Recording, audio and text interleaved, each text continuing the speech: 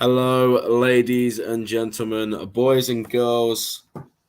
Welcome back to a brand new TAT pod. Once again, sponsored by SPORTENING, the best app you can download for all your football needs, all your lineups, all your news, your tables, your transfers, your group chats with TAT. I mean, come on, why would you not want to speak to me and George about that game yesterday? Everyone's happy in there for once, so it's a good time to be in there. So once again, link in the description. If you haven't already joined the group chat for whatever reason, make sure you get yourself in there and be part of the group. But George, we are finally here for a positive podcast. It's been a long, long time. To be honest, mate, I thought my hair going grey and all this kind of stuff watching this team in the past few weeks. But we're here, bro. We've won the game. How are you feeling, mate? Finally, like you said, it's good to get the result, but also the performance. I feel like it was a lot different compared to the past few weeks.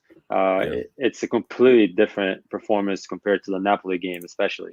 But it's good. They had the weekend off, so I think that's a little bit more time, a little bit extra time to prepare for the game, kind of get away from football overall mentally.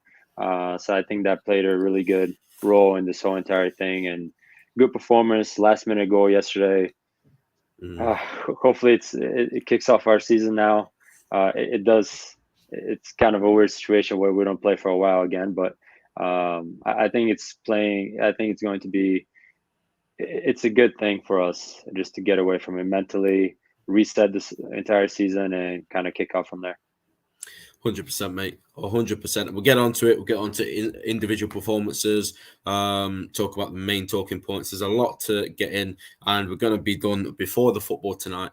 So don't worry, you're not going to miss Jude Bellingham balling out against Manchester City. So D's in the house. How are we, D? Yes, lads, how are we? Mate, we're all good. I'm buzzing. I was luckily enough to be at the game yesterday, so if you can tell my voice is off a bit, I've picked something up from being, I don't know what it is. Hopefully it's not COVID, but I've definitely got something. But it was all worth it. But yeah, from my, you nailed it on the head, mate. From my experience going to the game, I just went into this game thinking, like, I want to see a performance. I want to see a game where I can go home and think that's the Liverpool that I know. And I haven't seen that this season. Obviously, the Bournemouth game, I said on the previous podcast, that was just a freak game because 9-0s don't happen every day. Bournemouth are obviously terrible. So I wasn't really reading too much into it, but I just needed to see a performance. And like you say, after the Napoli game, one of the most disgraceful performances I've seen in the Jurgen Klopp era. And he said that himself as well, that was one of the worst, if not the worst. We needed to bounce back, and we did exactly that yesterday. And tough game. Ajax were no mugs. They were a very well set up team. Didn't really have that many chances, but they did enough to trouble us. They played out of the press very well, and it was another test for us yesterday on the back of that Napoli defeat. And we find ourselves in a weird and unique situation where you're playing back-to-back Champions Leagues, which I think I'm right saying that's never happened before, especially for us at least. So the pressure was on, because if we didn't win yesterday, the question, and this might be too far, like obviously it's only 2 games, but Europa League might have started to come into the equation. Like people might start to think, oh, well, two games, one of them being at home, we haven't won.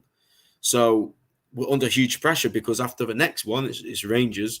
We're already halfway through the group and we don't have a win yet. So it was vital that we got a win yesterday. And I wanted to see the performance, but obviously the wins is far more important. But George, what were the standout things that you noticed from this game yesterday? Because like we say, we'll get the lineup on the screen now. It was completely different. So what differences did you see? What did you like about the performance? Standout players? Just how did you just watch the game and think, you know what? That was really good.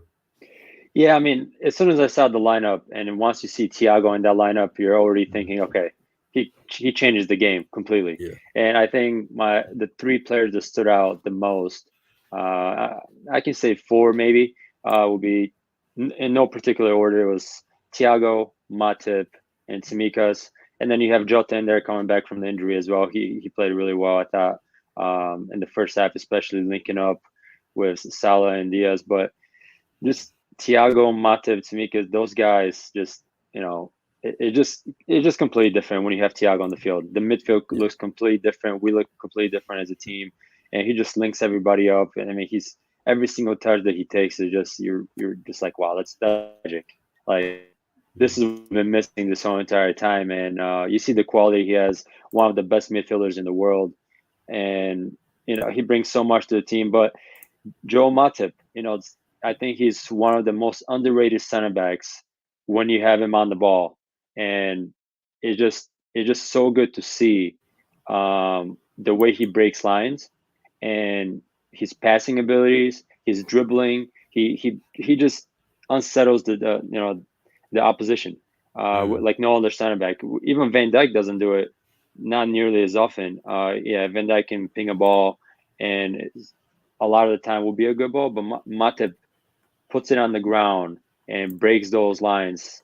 And few times he found Jota, he found Bobby Firmino when he came on, and as soon as he finds that ball and splits the defenders, now we're looking at 3v3, 3v2, one of those attacking sides. So it's really good to see Mata back, and those passes I think we've missed so much, and just his dribbling ability from defense, just to go on and attract a defender or two to him, just so somebody else opens up.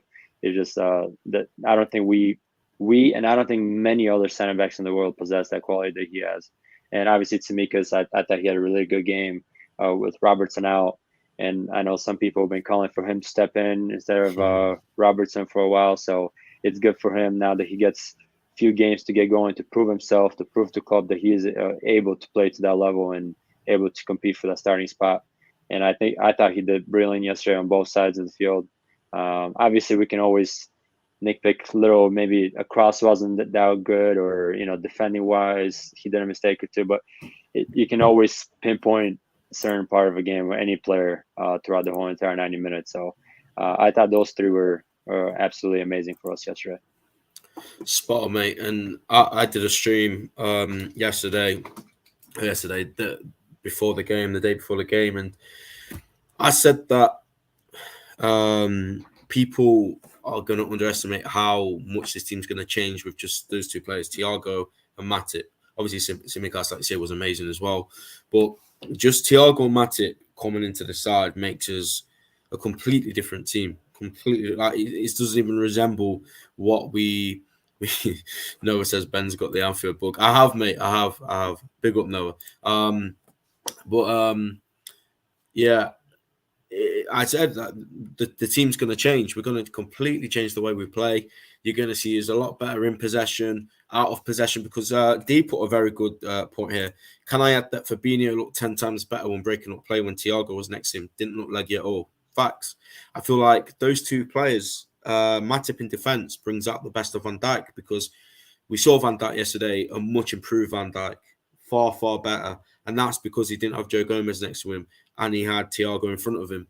And he's just more assured, more confident with those guys in the team than he is with others. And that's no disrespect to Gomez or, any of the midfielders that have been playing.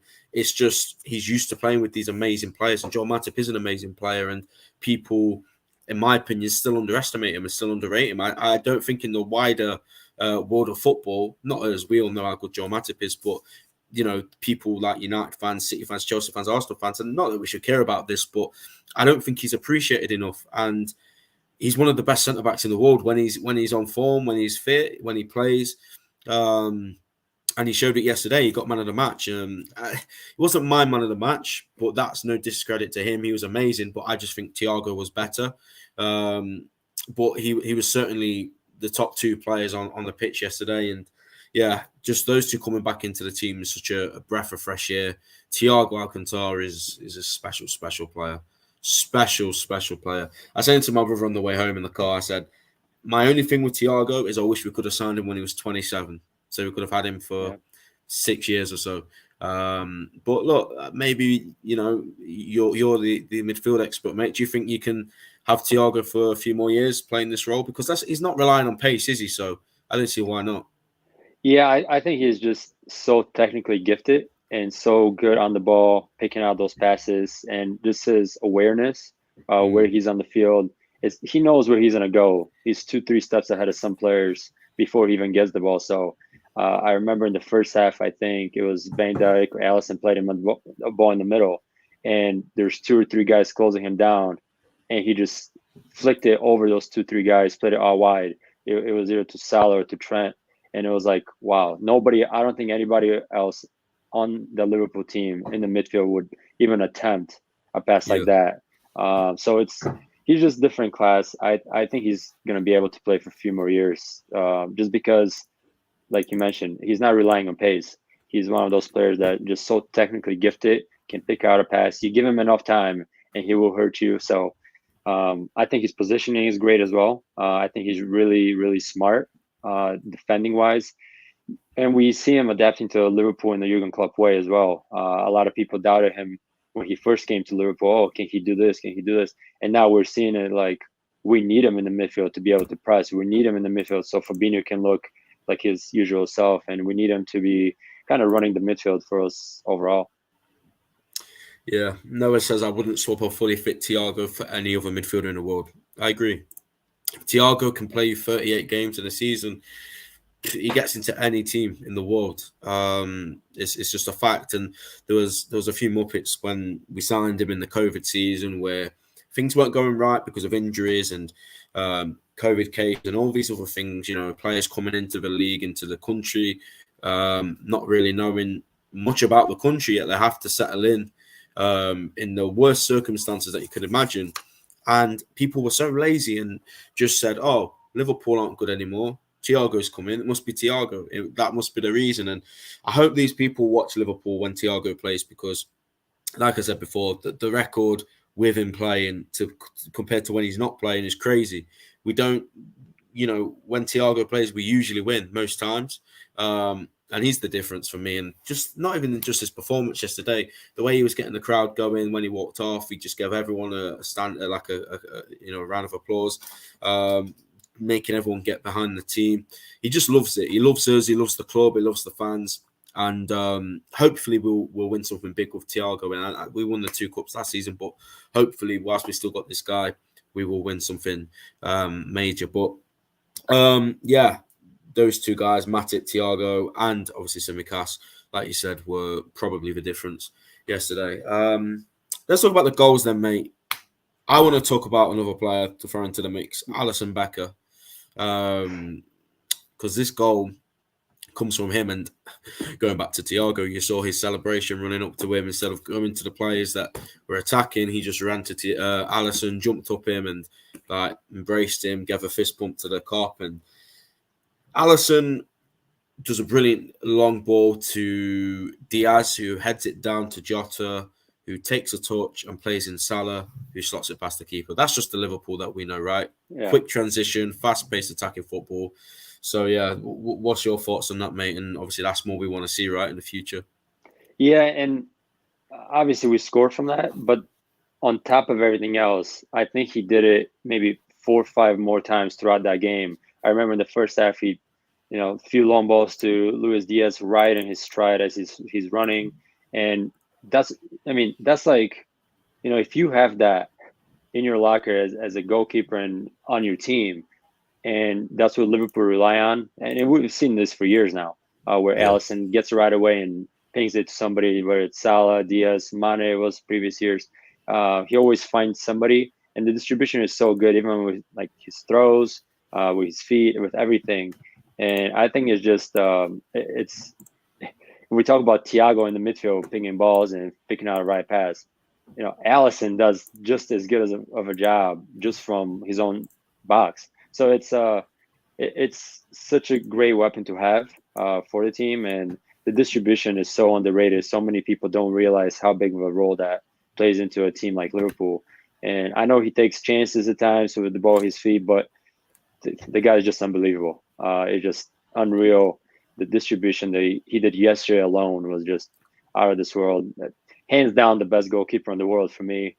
I don't think it's even close, to be honest. Like when you combine everything in a goalkeeper and you put it all together, you get Alisson, and that's what we have at Liverpool. So And I think it's only going to get better with like once Darwin gets going, Salah, Diaz, like all the guys up top, the front three, they're more of the type of players that want the ball in behind, to run in behind, to get the ball to their feet and dribble.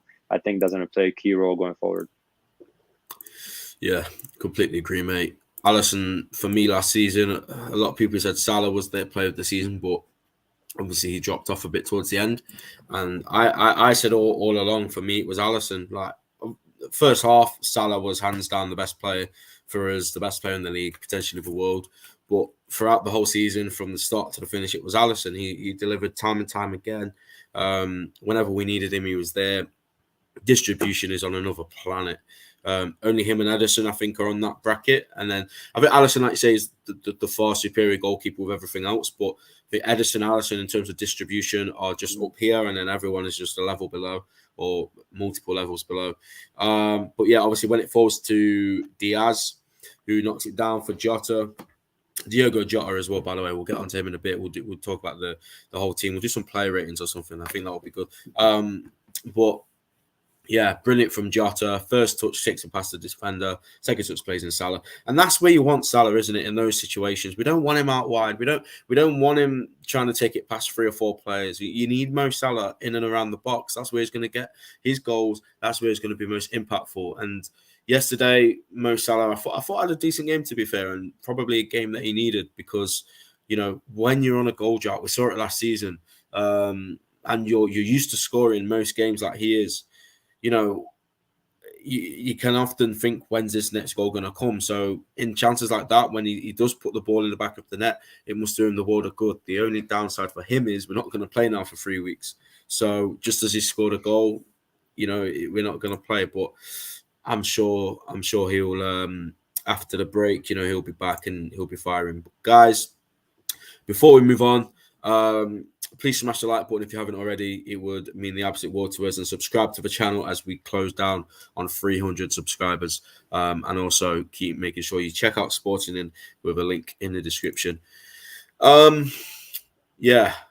After the goal, though, mate, I think we saw the first bad bit of play for us, I guess. The equalising goal came shortly after. And to be honest, it was 10 minutes later. To be honest, mate, this was the only bit of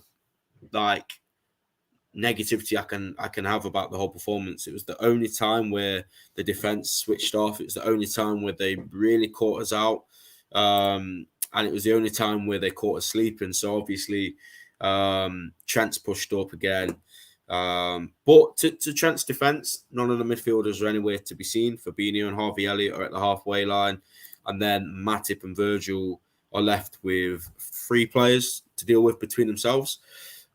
People were clowning Virgil for this, but I don't think he's done anything wrong personally. I think he's actually done well to force Kudus out wide. Unfortunately for us, yet again, we saw it with Wilfred Zaha against Crystal Palace. It's just an exceptional finish, in off the post. Can't really do anything about it, can you? Yeah, I mean, it's like you said, I think it was just a lot of mistakes at the same time. Like you mentioned, it was we kind of dropped off. I think, like you said, that was one of the only times throughout the game where it was like, all right. And I think it was clear. And as soon as we did that mistake, as soon as people can blame Trent, we can blame the midfield. I think it was just a mix of everything. It's just one of those things, and it's gonna happen. Nobody's gonna have a perfect game. You're gonna score goals. You're gonna we carry so many chances. For the most part, teams are always going to have 1 or 2 chances, 1 or 2 shots on goal. For the most part, you can't have a perfect 90-minute game. It's very, very rare that you do. It's just the finish was just unreal. Any other probably shot, any other player, any other moment in that game, that goal probably doesn't go in. But it's just one of those things where just unlucky. And the good thing was there was a response after that. The only thing I would say about the right side of the midfield is, we know that Harvey is not that type of a player. So it's hard because I really like Harvey. I think he's done absolutely amazing so far this season. I think he's been one of, if not the best player that we've had throughout the 5, 6, 7 games so far. It's just the right side you have Mo Salah, Trent, and then Harvey. You have three Mm. of those players that are now really more on the defensive side. They're going forward, getting on the ball, good technically. So it's can you really blame Harvey? I mean, yes, he's supposed to be the one that helping out with Trent, but Yeah. we know what Trent is going to give us. He's going to go forward. Sometimes he's going to take a player or two off, and it just I think it was more of like Fabinho was tracking back. Harvey was within around the Fabinho area, and they were just both caught. I think Trent was caught ball watching, and then the other two were covering back. So again, it's one of those things where few players are to blame. It's not one particular player where you can say, all right, that's 100% his fault.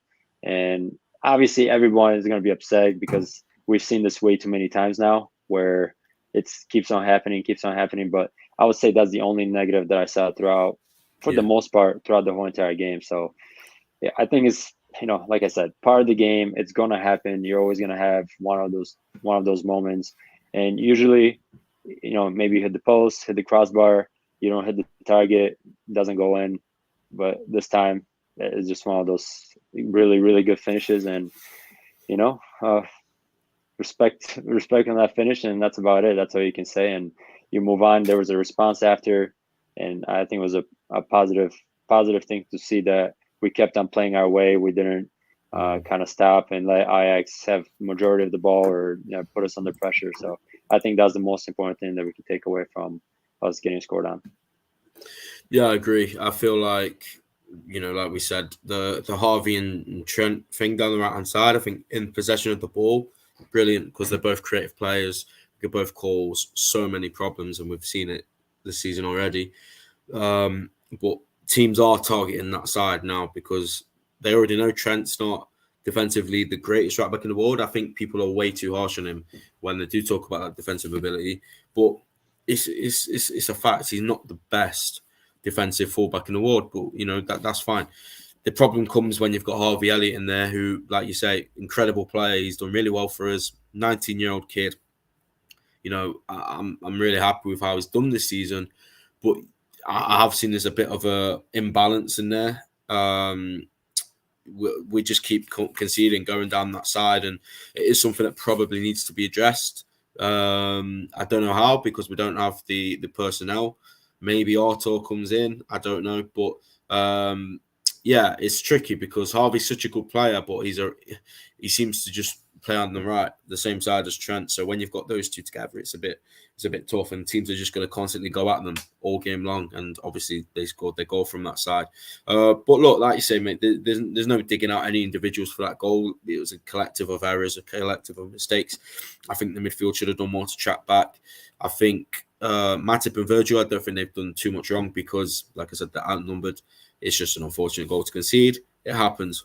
But the reaction, like you say, was absolutely fantastic. We worked so hard yesterday, and I think that's the main takeaway from the game. We saw a Liverpool side that, actually resembled the Liverpool that we know, and we saw none of that against Napoli. We saw no pressing. We saw no urgency. We saw nobody working off the ball. And yesterday, everyone did that. Every single player bust their gut to get the win, and we got it, and we deserved it. And yeah, after the winning goal, it was a sigh of relief, to be fair, because it felt like if we drew that game, it would have been very, very harsh because we deserved to win first and foremost. And it's kind of like when you actually do put the effort in, and if you still don't win, where do you go from there? But look, we got the win, and we'll talk about the winning goal in just a moment. But yeah, very, very happy with the work off the ball. As soon as we conceded, our heads didn't drop like it has in previous games, and yeah, we eventually got what we wanted. Just to address this comment from Mustafa Hamza, why do Liverpool fans don't like Salah? I don't know what Liverpool fans you talk to, mate, but they're probably clowns. Everyone that I know that supports Liverpool loves Mo Salah, so I'm not too sure about that one, mate. Just check the people you're talking to, and if they are actually Liverpool fans, that's what I would say to that. But let's cut to the final goal, mate, and we'll get into player ratings. Who else but Joel Matip? I mean, he deserved it because of his performance. He was looking so assured next to Virgil. The set piece deliveries, by the way, from Trent and Tsimikas yesterday from the corners, especially, were brilliant. And it did feel like one was coming because obviously Virgil had two headers. Probably should have scored one of them. One of them was very close, and it looked like it was a free header from where I was sat. Second one, I think, was a bit further out. But we kept going. We kept putting them in. Joel Matip gets the goal, mate. So how did you react to that when, the ref looks at his watch and gives it as a goal? I mean, like you said, just a relief. I thought the amount of chances that we created just from set pieces alone, like you mentioned, Van Dijk had so many chances. Matip had few headers. I think we completely dominated. All the set pieces, all the corners, like absolutely every single time. I feel like it just felt like it was coming at some point, and I'm glad that it did, because it would have felt. I would have been happy with the performance, as in, yeah, we played really well, but then you need to start looking at the results, because you have 1 point from 2 games in the Champions League, and now the pressure is piling up, and especially now with the 2-3 games that are, the 2 games that are canceled in the Premier League, we're gonna have to put them in somehow in this congested fixture, like in our fixture list. So there's more games to be added, and the Champions League. It would have put so much pressure on Jurgen Klopp and Liverpool to need to win pretty much the remaining games in order to have a chance to qualify. So it was just a relief.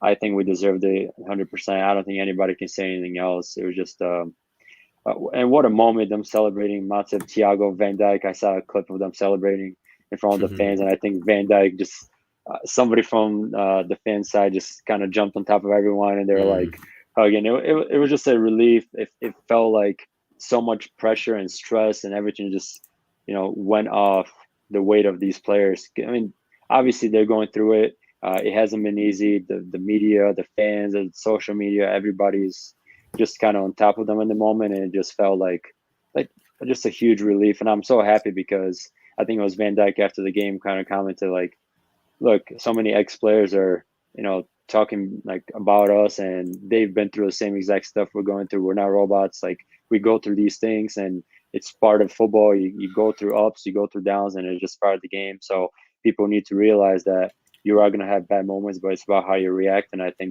that just that, they react in a positive way. A huge performance compared to what we saw against Napoli, and 3 points.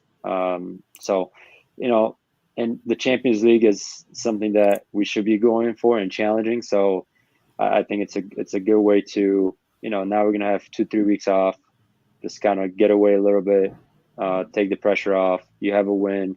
You feel a lot better about every single player. You feel better about it as a whole, as a team.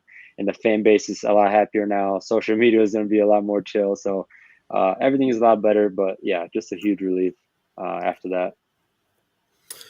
100%. Obviously, being in there was just special, and they're like the moments as a fan that you'll always remember. And it was actually my first Champions League game yesterday, because they've just been so hard to get throughout my life. And I went to the last European match I went to before yesterday was Klopp's first game against Ruben Kazan, 1-1. Nathaniel Klein, was it Klein or was it Emre Can? I've completely forgot who scored the equaliser. Yeah, it was 1-1. The performance was terrible. That's why I can't really remember who scored or what happened. But it was completely different. It was Emre Can. I don't know why I said Nathaniel Klein.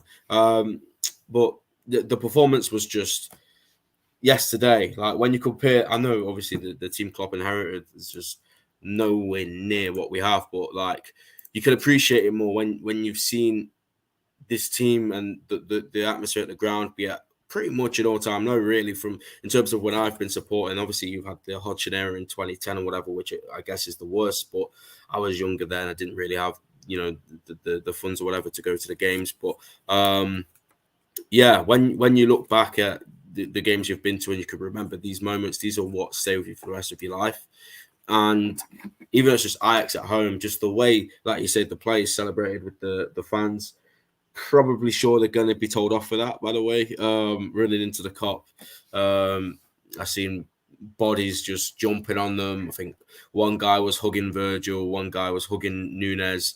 I think one guy actually fell over the boards and celebrated with the players. It was just chaos, but so what? Like, it just showed, didn't it, how united the players are with the fans and how special this club is. And yes, no matter how bad it can be, no matter how tough the form is, the players and the fans will always be together. And the proper fans, the people that do stick by this team through thick and thin, will still always go. We still always watch on the TV. That still always come and express their opinions and their thoughts, but in the right way. There's a way to do things, and like yourself and me and everyone that's been on this channel so far, we can criticize the team and we can say our thoughts without being idiots and without being disrespectful. But yesterday it was just, I think that's why I felt so relieved is the right word, like we've said, because I just couldn't be bothered for another journey home, another 3 weeks on social media, seeing everybody melt down, thinking, what's going to happen now? So to get the win was special, and Joel Matip to score the winning goal, like I say, he deserved it. It was a great header. It was coming. Tsimikas, by the way, exceptional. I think he probably should keep his spot at left back for a bit going forward. But yeah, it was just really, really good. The whole match, the whole experience of just being there, it was crazy. But we're gonna get on to the play ratings just quickly, because we've got 25 minutes before the footy starts, and I want to watch some of it. So let's start with the goalkeeper, mate. I'm gonna give Alisson Becker, and I've seen people give him low ratings because he didn't make any saves. I'm not bothered about that. I feel like he has to have a high rating because of his influence in the goal. His distribution was about 4 or 5 long balls he played, all of them perfect. I'm going to give him an 8.5. If he made some more saves, it would have been a 9 or a 10. But based on just his ball playing capabilities and everything he did in possession, I'm giving him an 8.5. Yeah, I would say 8.5. I think that's fair. It's tough when you're a goalkeeper and people kind of judge you on your saves and what you kept out of the net. But it was one of those games where the distribution played a huge role. I mean, we scored the goal off it, and then we created so many chances just from that. So huge role, huge part that he had yesterday within the game, even though he didn't make all those saves that everybody's wanting to. And I thought when Ajax did, a few times he did get into the box, a few crosses, he did come out, he grabbed the ball. I mean, that's what you want from your goalkeeper. Shows confidence. So 8.5. Yeah. Do you want to give Trent his rating? Yeah, I will give Trent. I know people are obviously talking about the goal and ball watching and all that, but I actually thought he did fairly well. I'll give him a 6.5, 7. I don't think it was anything as close as what he's played so far this season. I thought it was a lot better. So 6.5, 7. I thought he was really pretty good on the ball going forward, and it was crazy to see. Actually, one time Van Dijk had the ball, played a long ball, and Trent was the highest player forward, and it was like Trent as the 9 or the 10. It was like, okay, so that is obviously something that Jurgen Klopp's touched on with Trent. So I'll give him a 6.5, 7. I agree. I think 6.5 for me. He had that chance as well where he cuts in onto his left, and if he scores that, it would have been a great goal. But unfortunately, his left foot's probably not the greatest in terms of shooting. So, like you say, defensively, I think he was far better than what he has been, like by a mile. And yeah, I think we saw a lot better of a performance from Trent from what we've seen in recent weeks. So I'll give him 6.5 as well. Still nowhere near his best. Like, we know that. We know he can still go up a few gears, but certainly an improvement. Joel Matip, he got the official Champions League man of the match. I'm going to start with... I'll give him a 9. I will give him a 9 because he was, you have to say he was better than Alisson. We gave Alisson at 8.5. So defensively, incredible. like I said, the pairing with Virgil van Dijk. A lot of fans are quick to put Konate in the starting 11, and I love Konate. I think he's exceptional for his age. Joel Matip is world class. Konate isn't yet, but he probably will be. But yeah, for me, Virgil and Matip is our best partnership. We saw it yesterday, and like I said, they both bring out the best of each other. It's not just Virgil makes Matip good; Matip also helps Virgil. So yeah, 9 for me, mate. Yeah, I'll have to agree. 9.5. I think it was very close to a 10. Obviously, scoring a goal, defensively really good, dribbling wise, taking defenders out of position, breaking the lines with his passes. I thought he had an amazing half. And then that leads us to Virgil van Dijk. I mean, he could have had a hat trick just from the headers alone. So I'll say 7.5. Just it wasn't. He has so. He's just. I guess I'm basing him off the standards that he's set for himself. So I think there's a lot more for him to be able to show, improve, and all that. But actually, 7. I'll give him an 8. I'll give him an 8 just because attacking wise he was there. I thought he was a lot more aggressive this game. Just absolutely monster, winning all the headers, everything in the air. So I'll give him an 8. I thought he looked a lot more confident, a lot better next to Matip as well. So I think 8 is pretty fair. Yeah, I agree. I think I'd say 8 as well. Just played exactly how, not exactly, obviously. We need to be careful, don't we? Because like we don't want to get too carried away at this point. It was a lot better. So I will say that he was a lot closer to his best. Mm-hmm. So yeah, I agree with 8. Again, I don't think they posed that much of a threat going forward. They picked their moments. And again, I don't think he had too much to deal with defensively. And every time he did, he just dealt with it like easily, like Virgil always does. So yeah, 8 for me. Kostas Tsimikas, 8.5 for me. Some very good crossing. Got the assist for the winning goals. Just constantly a threat going forward. Not really much to say, mate, really. It's just Kostas Tsimikas playing very well, doing what he does, and yeah, came up with an assist at the end. Yeah, I would say a 9 for me. Like I said in the beginning, Matip, Thiago, and Kostas, it was so close for me for man of the match. Any of those 3 would have been fairly deserved, but just fresh, just he's just, I don't know, so energetic on both sides. I think he doesn't get enough credit just because we're so accustomed to Robertson, and I think it's finally his time to show. Obviously, Robertson out for a little bit. Hopefully, he can maintain that spot for a little bit and show what he can do on the Jurgen Klopp, because I think there's a lot more for him to show. It's very tough for a player to be coming in, play one game, sit out for 2-3 games, play one game. You don't get the rhythm. You don't get the game time. So it's very hard for you to show your full potential. So I really do hope the Jurgen Klopp gives him that faith and confidence in him to kind of play a few games. Let Robertson rest a little bit. He's played so many games in the past few years. It takes a toll mentally and physically. So yeah, a 9 for me for Kostas. Yeah, that's fair. We will go on to Harvey Elliott now. I think Harvey was a 6, maybe. Yeah, maybe a 6. Look, again, going forward, I think he was okay. A couple off passes, which I think put us under a bit of pressure. But the thing is with Harvey, right? I don't really like having too much negative to say about young players, because at the end of the day, he's 19.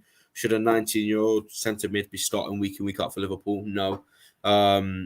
So I will never have too much harsh criticism for Harvey Elliott unless he was literally a disaster and cost us like 3 goals or something. Then I would. But yeah, I don't think yesterday warrants too much criticism. Like we've covered the point about the not so much having a balance on that right hand side and how that could affect us going forward. But again, that's not really his fault. It's a system thing. It's just the fact that he's playing at right centre mid with Trent on the right as well. So yeah, I'd say 6, and that's maybe 5.5, 6. I'd be interested to see what you say, mate. Yeah, I will have to agree. I do remember a few times in possession, he played a square ball across the midfield, and you should never really play a square ball right across your own midfield, especially right in the middle of the field. And we did get caught up once or twice. They went on the counter. I just think that I would say about 6.5, just because he is really good going forward. He's really good on the ball. And another thing about Harvey is he doesn't have the legs to be tracking. Yeah. If a winger takes him on, he can't just keep up.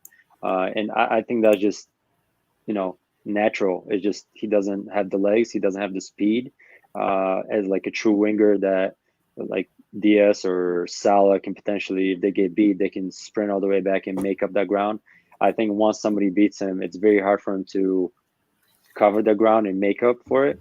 But with that being said, he does make up for it for the most part, going forward, being good on the ball, keeping possession, and I think he's, for his age, the amount of experience and what's expected of him. Like you said, he shouldn't be one of the main players for Liverpool at 19. He should be eased in. He should be getting playing time here and there just to ease him in and get him fit and get him ready to take on the next step in a year or two. And I think he's done tremendous, absolutely tremendous.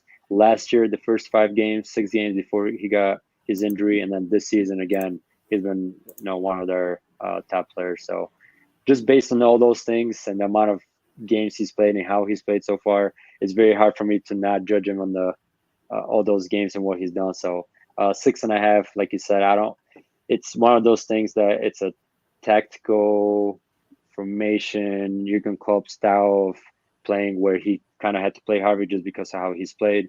He doesn't really fit that side with Trent, so it's not really his fault. He doesn't have the legs, so 6.5 for me.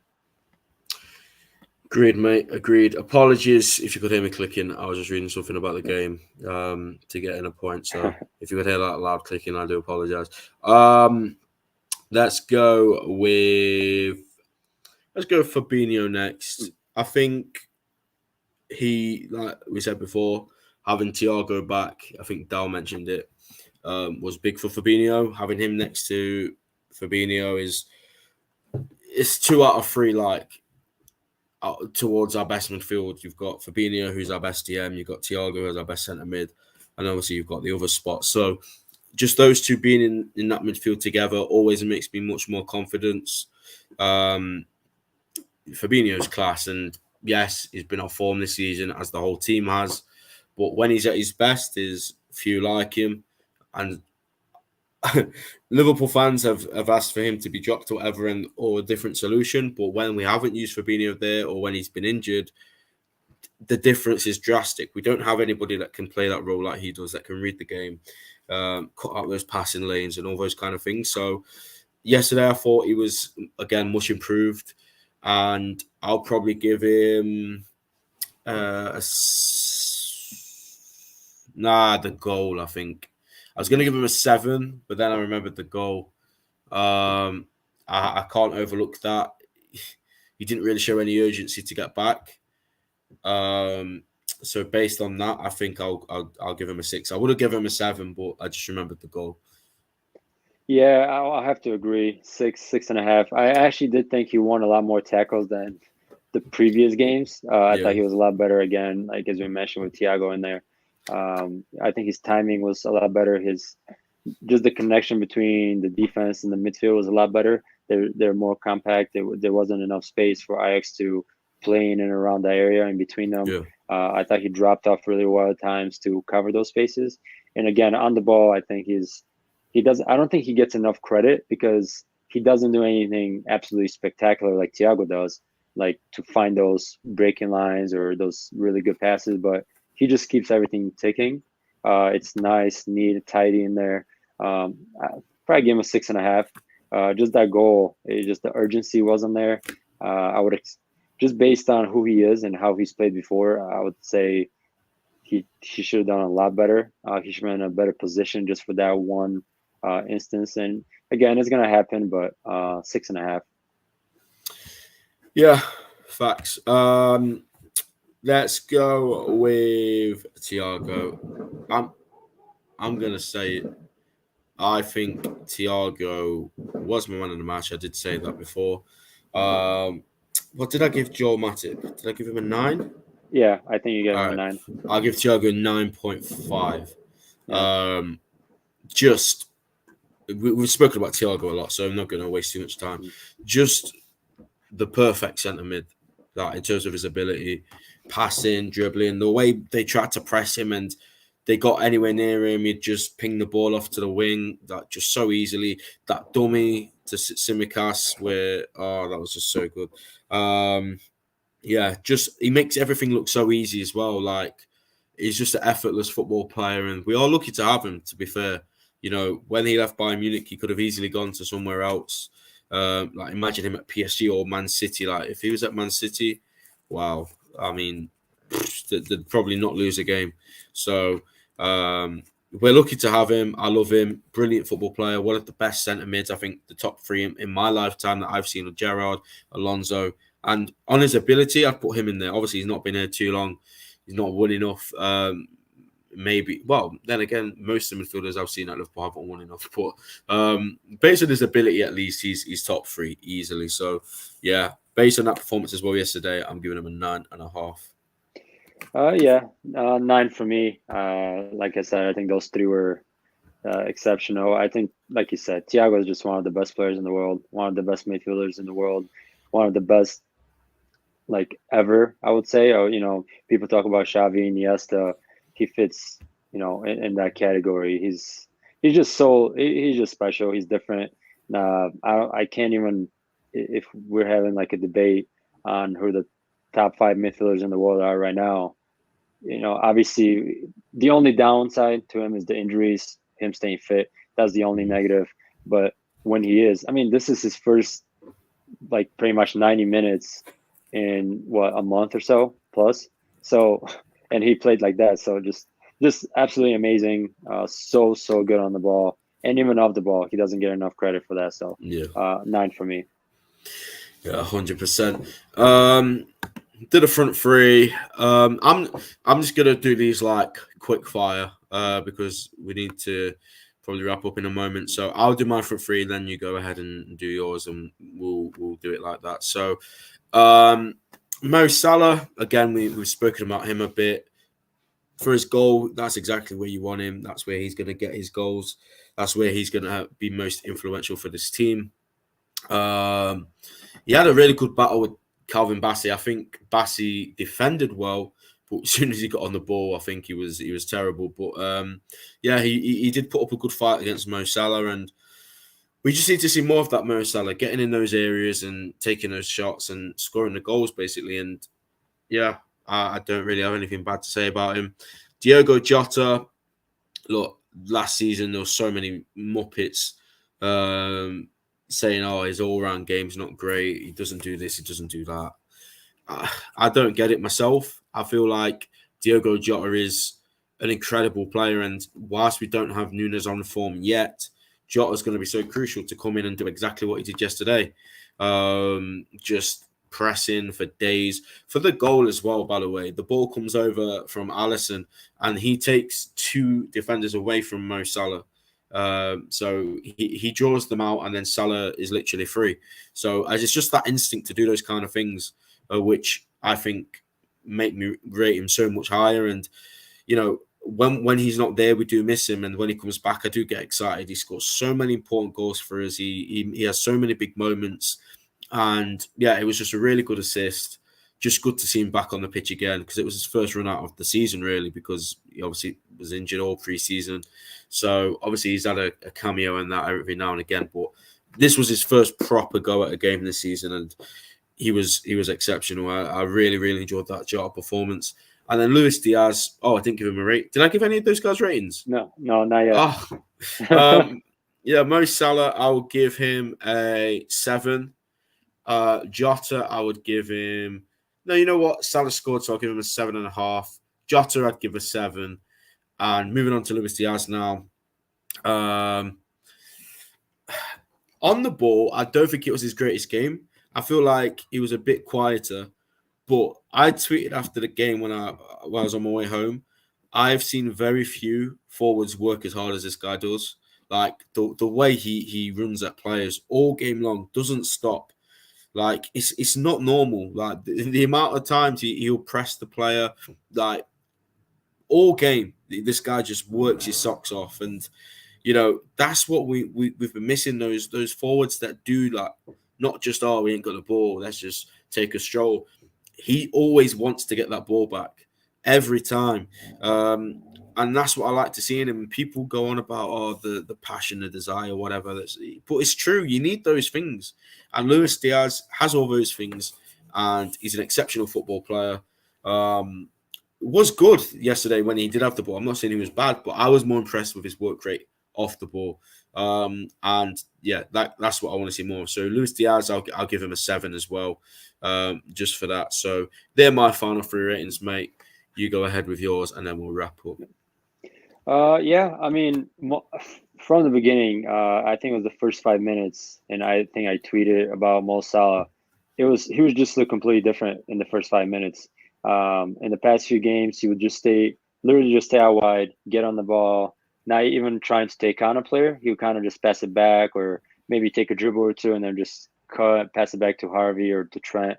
And it was kind of more passive. But I feel like this game, whether it was talked about, whether he was just more hungry, whatever it was, he was just a lot more aggressive.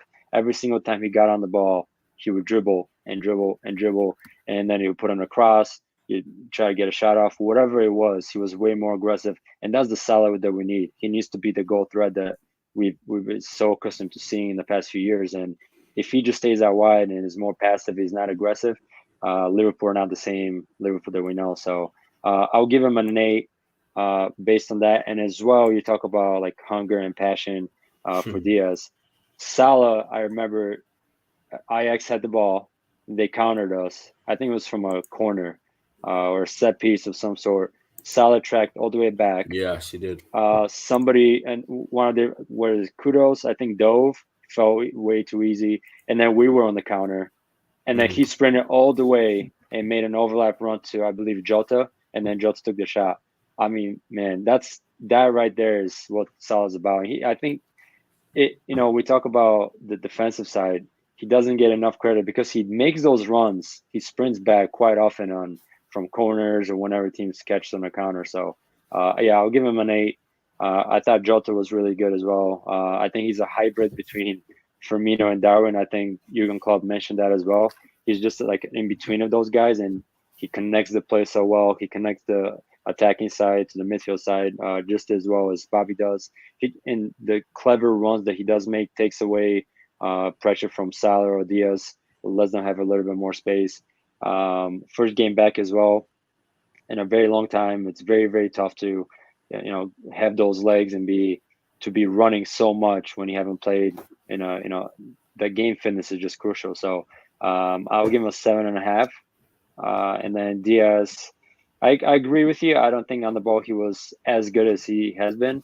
But the pressing, man, the amount of times he pressed and Ajax kicked the ball out of bounds, it was just unreal. I think it was like 4 or 5 times just in the first half alone. So I'll give him a 7.5.